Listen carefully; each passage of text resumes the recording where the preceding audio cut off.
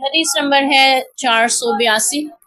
سیدنا زید بن خالد جہنی رضی اللہ عنہ فرماتے ہیں رسول اللہ صلی اللہ علیہ وسلم نے حدیبیہ میں بارش کے بعد جو رات کے وقت ہوئی تھی صبح کی نماز پڑھائی، پھر جب آپ نماز سے فارغ ہوئے تو لوگوں کی طرف رخ کر کے فرمایا، تم جانتے ہو تمہارے پروردگار رب العزت عز و جل نے آج کیا فرمایا؟ صحابہ نے عرض کیا اللہ اور اس کا رسول زیادہ جانتے ہیں۔ آپ نے فرمایا اس نے یہ ارشاد فرمایا ہے کہ آج میرے بندوں میں سے کچھ لوگ مومن بنے کچھ کافر۔ جن لوگوں نے کہا ہم پر بارش اللہ کے فضل اور اس کی رحمت سے ہوئی تو ایسے لوگ میرے اوپر ایمان لائے اور ستاروں وغیرہ کا انکار کیا۔ جن لوگوں نے کہا کہ فلاں ستارے کے سبب ہم سے بارش ہوئی تو اللہ کے منکر ہوئے اور ستاروں پر ایمان لائے۔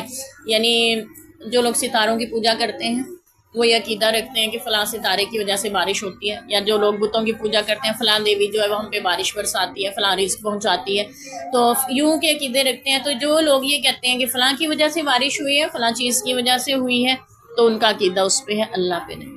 ٹھیک ہے، البتہ یہ جو ہمارا ایک ہے محکمہ موسمیات، یہ ہمیں اندازاً بتاتا ہے کہ اللہ کے حکم سے جو ہوائیں اٹھ رہی ہیں، بخارات پانی سے اڑے ہیں، وہ ایک جگہ پہ فلاں جگہ جمع ہونے کا ان کا امکان ہے، تو وہاں پہ بارش ہو سکتی ہے۔ وہ اللہ ہی کے قدرت کے قانون کے بنائے ہوئے کو دیکھتے ہوئے یہ ہمیں بتا رہے ہوتے ہیں، وہ یہ نہیں کہتے یہ ستارے جو ہیں وہ بارش برسا رہے ہیں۔ ٹھیک ہے، یہ وہ ہمیں عقیدہ نہیں دیتے، وہ اس قانونی فطرت کو یعنی مد نظر رکھتے ہوئے پیشین گوئی کرتے ہیں کہ فلاں جگہ بارش ہوگی اور فلاں جگہ پہ دھوپ نکلے گی۔